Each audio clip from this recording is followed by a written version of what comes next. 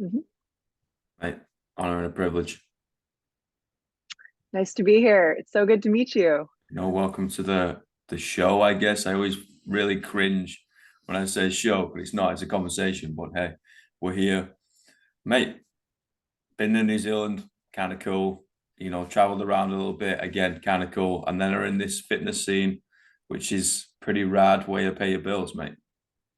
Yeah, yeah. You know what's crazy is actually, so when you reached out to me, you had no idea that I'd lived in New Zealand. No. So that was super random. But that's actually where I kind of like fell into like really fell into love with like strength training. I joined a gym when I was there because I was like, well, might as well, and I want to meet people. So I ended up just, I mean, falling in love with that gym community and just really working on getting strong for the first time because previous to that, I'd kind of just done like, let's go do cardio, and then oh, I guess Mm. I'll lift some weights afterwards and like make sure I burn this many calories, that kind of thing.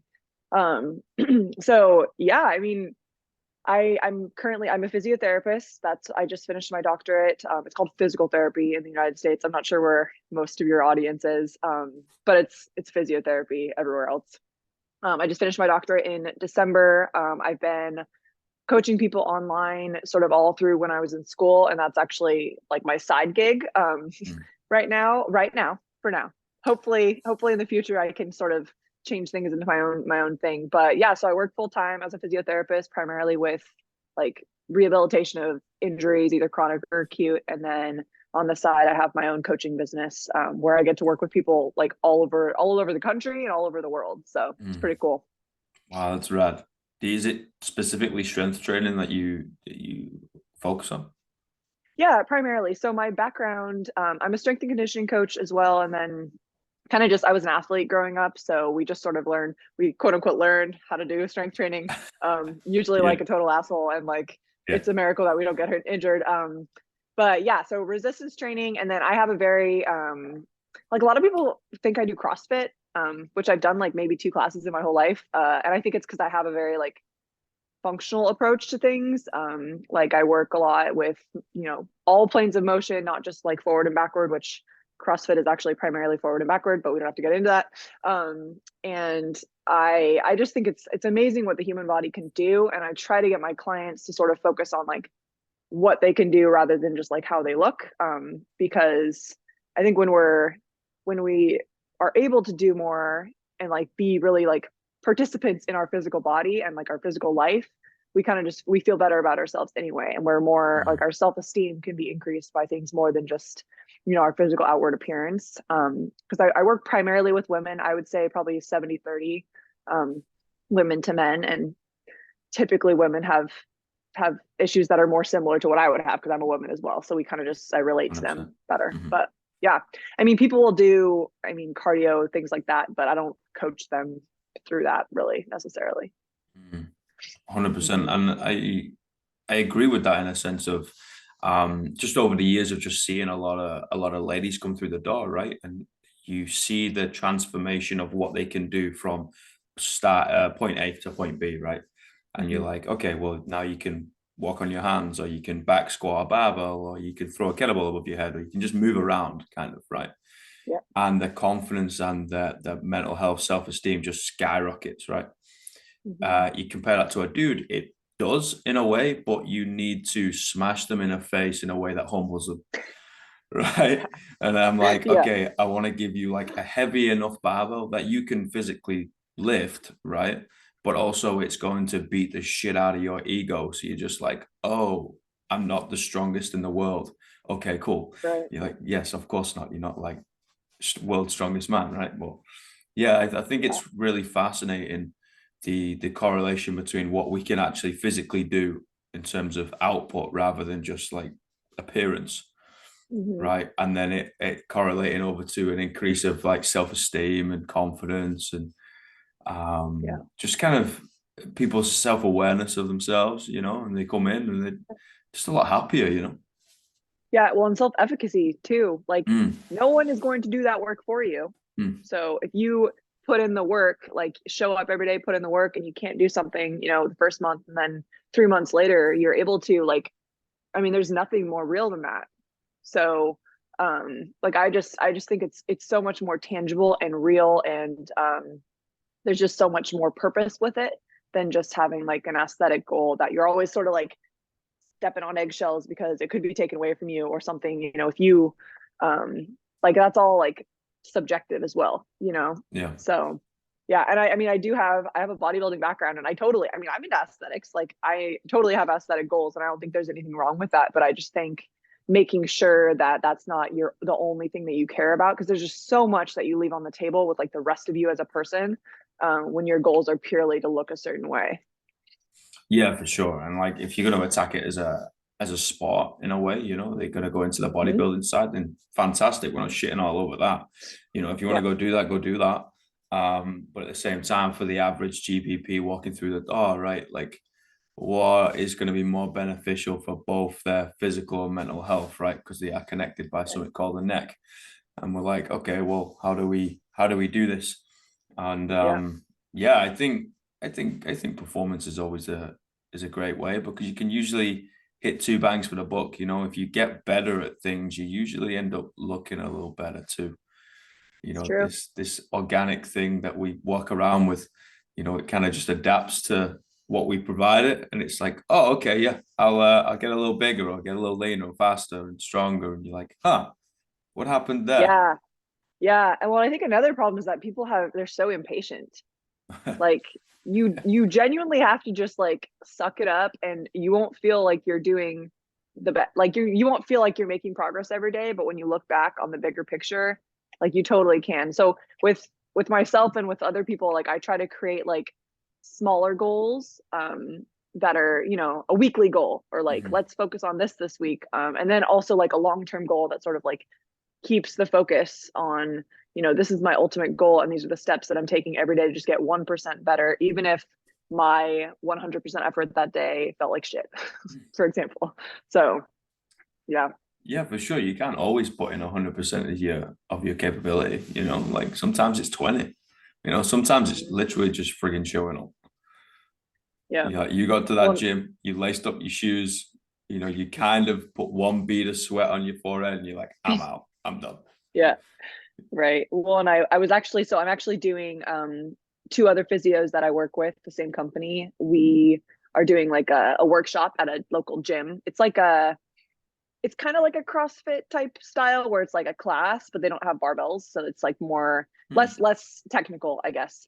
Hmm. But we're doing a workshop for injury prevention next week. And one of the things we're going to talk about is just like allostatic load. So like basically like I think of it as like a stress bucket. So like we all have like a bucket, and everyone has a different size bucket. You can make your bucket bigger by like, increasing your tolerance to things. But if you're stressed out of your mind because work is really crazy, or your kids are being crazy, or you're just like don't deal with things very well, like your mindset on things, like you're not going to be able to tolerate as much physical stress and recover from it, because your body just knows, like everything can seem like you're running from a tiger. It doesn't matter if it's like a actual real tiger, which never happens anymore unless you live near tigers, um, or like you're in traffic and someone cut you off. Like your brain doesn't, your nervous system doesn't know the difference, and it will respond the same way. So if you're always in this sort of like fight or flight state, your body never has a chance to like adapt and recover, or you just end up recovering and never adapting because you're just surviving. What got you into that? Onto just thinking that way. Yeah. Actually, so I mean, my background, I have a medical background, so we just learn a lot of deep physiology. But I actually, way back when I was an undergrad, I read this book called Why Zebras Don't Get Ulcers. It's by an American professor. He's at Stanford. I want to say neuroscience, but I'm not really sure. What is his name? I can't recall his name, but I'll tell you, and you can link it in the notes after this. Okay. And it's essentially like zebras don't get ulcers because they're chilling unless there's something chasing them. Like they are like calm, cool, grazing on the grass or whatever zebras do, unless there's like, there's actual danger. Whereas, we get ulcers as humans because we just interpret everything as something chasing us or danger. Mhm. Um, and like I've personally experienced it, like I mean, as like a woman, especially, your body, we tend to be more sensitive to stress, in general. Not like everybody's Yeah. Yeah. obviously a special snowflake, but like, I mean, losing your menstrual cycle is like a really good example of like when you're overstressed, whether that's from physical stress, like too much over exercising, not eating enough, which, you know, depending on how much you exercise and how much you eat, you need to eat more when you exercise more. Or just like being really mentally stressed. Like I personally had amenorrhea when I was in high school from not physical stress, but like mental, like emotional stress. So again, Wow. it's like your nervous system doesn't know a difference. Like our brains are really complex, but also they're kind of simple in other ways. Just like the way that things are wired to like have effects a certain way. And we're not meant to be like sloth all the time, but we're also not meant to be like super on a high alert all the time. We only have so many resources to do that. So I Mm. mean, that book was the genesis for all of that. And then, you know, we learn about it with, I mean, injuries essentially. You know, I'm a physiotherapist and athletic trainer, so injuries are essentially when a tissue, like a body part or a muscle or whatever, is not ready for whatever is demanded of it. So whether that's like, you know, you get run into from the side of your knee, that's obviously a lot of force that your body's not prepared for and will never be. Or if, you know, you have never worked out before in your life and you decide to go do like a crazy like AMRAP class, and then you get, you know, a muscle strain, or you get DOMS even as like a minimal version of a muscle strain. So, you know, muscle soreness. Mm. Um, so yeah, just a lot of different ways is kind of how I got into that. But when you start paying attention to yourself and like just listening to your own biofeedback, you'll be able to recognize like, oh wow, like exercise can help you create a bigger stress bucket, because it's called what's called a hormetic stress. So essentially, like you can increase your body's ability to withstand things when you like incrementally do them, versus like if you just like slam it with so much volume at once when your body's not ready for it. Does that make sense? Makes perfect sense, you know, and it's definitely something that I agree with in the sense of from the ground level, from the coaches, right, bog standard. Do we need to know all the stuff all the way up here? Nah, maybe not. But do we need to know where it is? Yes, we need to know in what direction it's going, in the Mm-hmm. sense of taking a militaristic approach to every motherfucker that walks through the gym door is probably not the greatest of things to do, right? Nope. If a lady walks through and she's 65, would I be slamming into her face and be like, shove yourself on the floor, get up, swing this kettlebell, run around? You'd be like, Yeah. probably not Right. wise. You know, somebody that Right. comes in, even at 22, never done sport before. Is it probably the wisest of things to do? Probably not. You know, and it's being able to slowly adapt and be like, okay, and reading the room, you know, reading the Mm-hmm. energy somebody walks in with and the extracurricular stress, right, in their life is a huge one, is a really huge one, man. Like, I mean, I didn't have the terminology for it, but I could see people and you kind of you witness how people change and you're like, oh shit, like there's definitely something Mm-hmm. going on here. I mean, is it my place to ask? I ask anyway, because I think yes, they can always just tell me to go stuff myself, and that's okay, you know. Yeah. But yes, like I'm the coach at the front, I'm the kind of the foreman, right? I've got to see them first. I'm like, okay, cool. Mm-hmm. Like I've got to ask, oh, what's going on? Blah blah blah. There's something going. You've got to move in day to day. Rather than 40 kilos, you're gonna go 20. What do you mean 20? Right. No, no, no, no. Like I can meet you halfway. You can go 30 kilos if you really wanted to, but you ain't touching that 40-kilo barbell. Yeah. No, yeah, you really have to look at the whole human, the whole Yeah. person in front of you. You can't just look at their body, or even like their physical experience. And so much of coaching and physical therapy, like as a physio, like especially when people are in pain, Yeah, they yeah, tend to be a little bit more like, you know, scared to move, yeah, because moving hurts. yeah. So I'd be scared to move. I mean, if you don't understand something, it's really easy to be fearful of it. So like a big part of our job as physios is to like educate these people on like, this is kind of what's going on, this is how pain works, because like pain is completely created by our brain. Like if I sprain my ankle and I'm just, you know, there's nothing around me, it's going to hurt. But if I sprain my ankle and I'm going to get hit by a truck, I probably won't notice my ankle. I'm going to like get the hell out of the road so I don't get hit by the truck first, and then maybe I'll feel the pain, but probably not, even, because I'll probably be like, oh my god, I almost died, you know. So like our brain decides when we're going to feel pain, when there's like a tissue, like a threat of danger or damage. And I mean, it's hard to read people, and it's hard to get them to trust you, but that's so much of it, is you get them to trust you, and then eventually they trust their body more. Yeah. And I mean, it's so cool. Like I don't think there's anything as valuable to like the whole person as exercise, and like finding some sort form of exercise. Like it's good for obviously your physical health, it's good for your mental health, it's good for your relationship health, it's good for like sexual health, it's good for like literally everything. And United States, I know that New Zealand has a similar obesity rate to the Mhm. United States. And I think so much of that is just, you know, it's habits, it's also like our social support and like sort of what we were raised around, and like what is sort of allowed by our social circles, or encouraged.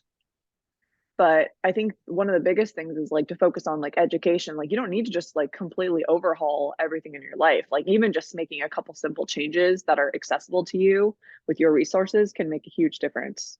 Mhm. So Yeah, and it's yeah, not. that's kind of a tangent. No, no, you crack on. You say whatever. But the beautiful thing is it's not specific to one exercise. It's not like we all have to swim or we all have to run to get these results, right? We all have to do CrossFit or Zumba or fucking Olympic weightlifting. It's like, no, pick your poison, man. Go do whatever you Right. want to do. Like it doesn't really matter at the end of the day. Like you see you see people benefit from it and they say, "Oh, I go to like a walk club twice a week." I was like, "Oh, so what do you do?" It's like, I literally hold on to pink dumbbells and walk around the block with my mates. And you're like, mega, this is Cool. awesome. Great. It's not my thing. Okay. Like a little bit more darker than that. I need to train angry, but it's okay.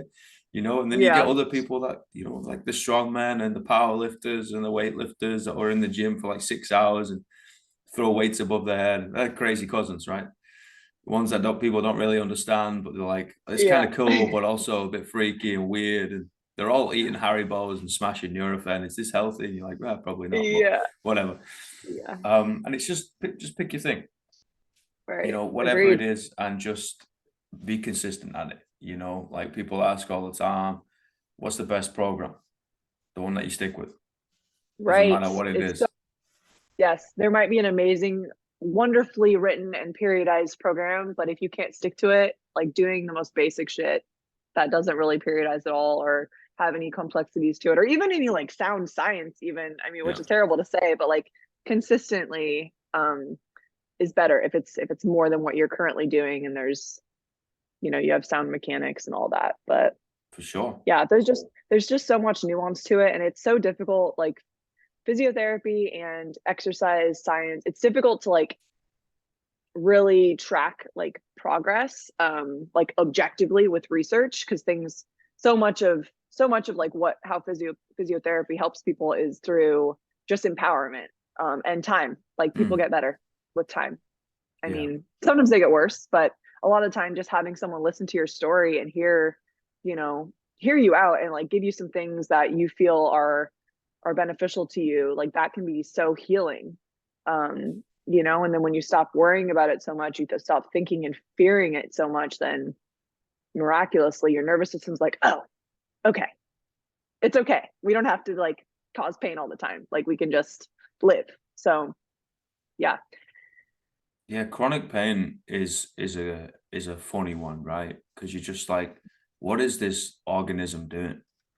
It's Mhm. just freaking out essentially and just giving this person just a shitload of discomfort. And you're like, whoa, okay, like what is going on here? Whether it's from Yeah. an injury, whether it's from like fibromyalgia or something, it's like it's something so, I think, not thought about enough.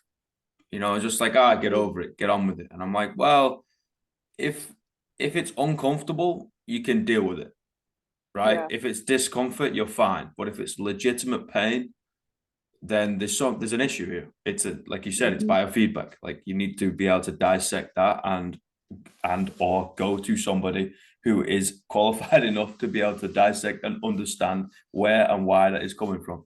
So Right. you can, Yeah. I don't know, get better rather than just, oh Yeah. no, no, it's normal. I was like, no, it's not normal. Being in pain 24/7 is not normal.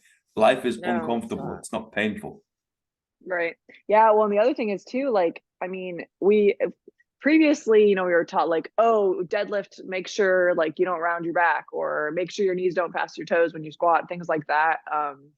And like I said before, it's all tissue tolerance and Yeah. sensitivity. So like pain is when we're Like whereas at one point there was some sort of like threat, whether it is actually damage or it's just with chronic pain, it gets sort of like messed up in the brain. Like there's actually like studies with like brain smudging. So you have like a map in your brain of like where you feel things in your body, and you can do like 2-point discrimination. So say for example, like on your back, I don't know the exact numbers, but like if you touched me in 2 different spots that were like this far apart, I would be able to tell that there were 2 different spots. But if they're this far apart, I wouldn't be able to. Like it would feel like the same spot. Whereas like other parts of your body, like your hands especially, have like a lot more like sensitivity.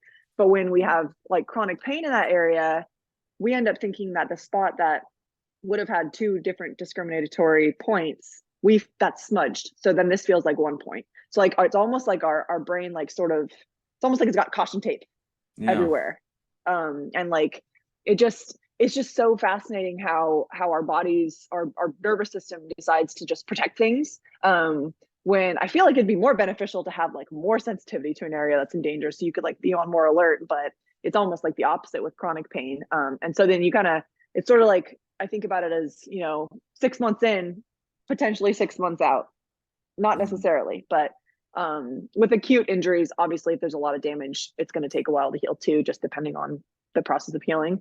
But with chronic stuff, like you don't typically have like a really quick fix because there's a lot of things to unpack, whether it's like physical manifestation, like tissue changes, or like mental blocks, Yeah. things like that. So it's never simple, and it's so hard. Especially like right now, I work in like an insurance based clinic, and you guys have universal healthcare, right, Yes. down there.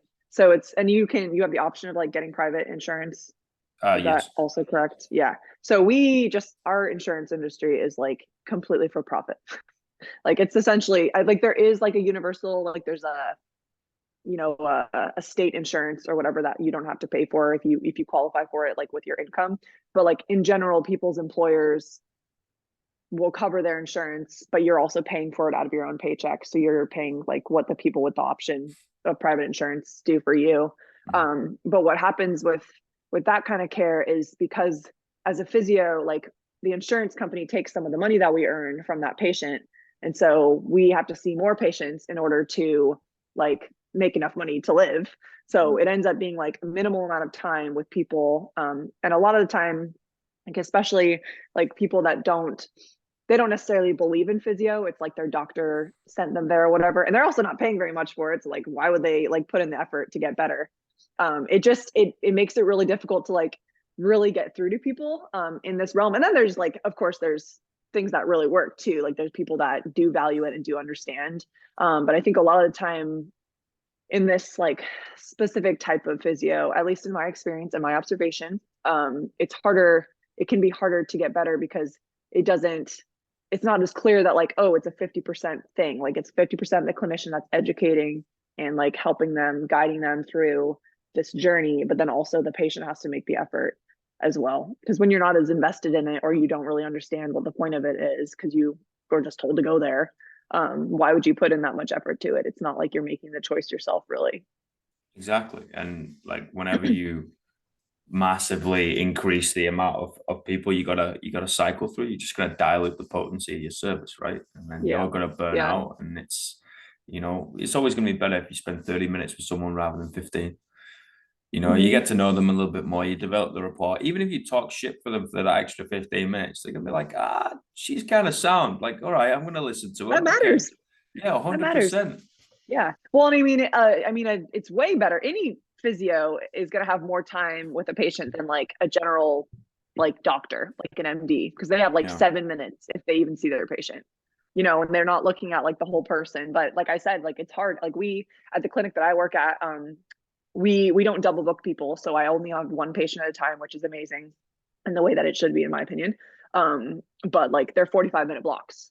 So, and like with certain laws, like with certain, like for people that are like over 65 that have Medicare, which is like the generally over 65 insurance, you can't have them overlap with anybody else. So like if you're, running a little bit late, it's like humans are late to things. And also we talk and we get a little over. So it's like, it's very easy for things to sort of, a 30-minute or a 45-minute session may end up being like, 35 because they were 10 minutes late or something. So yeah, it just gets really, really challenging to like really like dig into things and make a big difference. And I'm sure like as a new grad, that's working, I've only been like technically getting paid to work for the last 2 months as a physiotherapist in this setting. Like I'll become more efficient like as time goes on, but like my ultimate goal is to not work for insurance. Like I want to work for my patients. So more of like a direct, like they pay me cash or I can send like a super bill, which is what a lot of like out of network cash based PTs do. Because I mean, you may be paying more upfront, but like if you're getting like a full hour or hour and a half with me, and also I'm like writing you a program and you are more time invested in it and money invested in it, then like you're probably going to get better faster. And I mean, a lot of insurance based clinics, they'll do, 2 times a week for 6 weeks. Like that's just like the default. Even when it's not necessary, like a lot of time it is, but sometimes it's just the system's just so messed up. And it's primarily because our medical system is like so broken, which it's hard not to be broken when you're as unhealthy as the United States is, but still, it can be very disconcerting. But I think, like I said, exercise and like preventative measures, like just making healthier choices from wherever you're at, that just makes such a huge difference. This is where like it's the same in the UK, man. Like the UK is just so overpopulated in a small like little group of island, right? And this is where I kind of take a lot of accountability on the coaches at the front. I'm just like, we got to do a better job of educating in a way, right? Developing that rapport, but then also developing the rapport with people like yourselves. So we already have like a really strong relationship with people who are in the PT realm, whether it's a chiropractor or whatever it is, right? And we've just got all these different resources, and we just like, you know what? I got a real cool chick. She knows what she's doing. I was like, what do you mean? Well, because you trust me and I trust her. So this is where you're going now. And it's like a referral based system, and you can create this kind of like spider web network rather than just like, oh yeah. Just go to your GP and get shoved in the system. Because like again, back home, like if you go in that system, especially like us, young people, like you're gonna get in there 8 to 10, 12 months down the line. You'll go see the next person and they're just gonna put you back in the system. And then the third time is when you actually go see a PT. And you're 18 months down the line. That injury's already healed. It's not healed in the greatest of ways, but it's friggin' healed. Right. And you're just like, well, I don't need you anymore, mate. My movement is kind of off, but I'm all right. It takes forever. So that's where I'm like, coach, you gotta do better. This isn't a competition game. I hear it all the time of that gym down the road or this gym down the road or whatever. I'm like, well, how many people are in the US? Like, what is it, like 400 mil or something silly? Like there's a lot something like that. There's a lot of people, right? And Yeah, then how many gyms are there? And then you divide it. Like this, it's not a lot. Well, and how many people have gym memberships and never go? It's most of them. Like they're like, oh, I feel better about it because I have a gym membership. But no, you're just paying $35 a month and you're not ever even going. But yeah, no, it takes a village. And like so much of our work with our clients and our patients is about relationships, but also just our network of clinicians that we trust. Like you said, it's everything. And like I feel like the last 3 years has been an interesting time because I mean, a lot of our relationships have been formed online. Well, like most of my clients have found me online, just because the pandemic forced that. But also, I feel like our like ability to like interact with people in person, like we're not allowed to like go to most doctors' offices to like go and shake their hand and talk to them now. And I'm also in Washington State, which is like the most like we're still wearing masks in the clinic, whereas most states are not. And I'm sure in New Zealand, you guys are you still wearing masks in public? No. Yeah. But I know back. In fact, no. Here in the GP, when you go in, you got to wear a mask. Yeah. So we are currently that way here. I don't know if it's changing in GP. Like it's changing in physiotherapy, which in my opinion, that's good because if you're sick, don't come to PT, obviously. But like you're working out and it's hard to breathe in a mask. So I don't know. Just my opinion. And of course, if a patient wants to wear it, then I'm going to wear a mask. But in April, we're allowed to like stop doing that. But regardless, anyway, I feel like it just our social abilities in real life have kind of like teenagers don't know how to like interact with people in person. And that's because they have had, they're young anyway and they're all awkward. But even as adults, like it's, yeah, it's sad. But also there's been really good things about it. Like, I mean, I never would have met you and been doing this podcast if, it wasn't for social media or all that. But it's just an interesting time, I think. And exercise is never going to be something where you can do it virtually.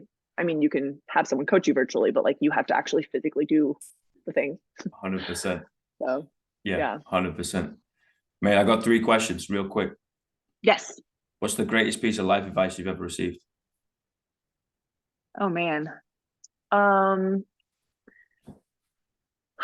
Well, my dad always used to tell me to live by the golden rule. So treat other people as you would want to be treated. I mean, I think that's just a good way. I feel better like inside when I am like kind to someone else, and you never know how someone else's day is going. And I do believe that energy comes back to you. So I would say follow the golden rule, treat others as you'd like to be treated. What's the worst piece of life advice you've ever received? Don't let your knees pass your toes when you squat. Because that's the only thing I can think about right now, but that's shit advice. Yeah. No, it's bad for your knees. You're like, oh, okay, oh man. God. If it's bad for your knees, would a baby be able to do it? Yeah. But hey, whatever. Last question. What are the 3 words you'd tell your younger self?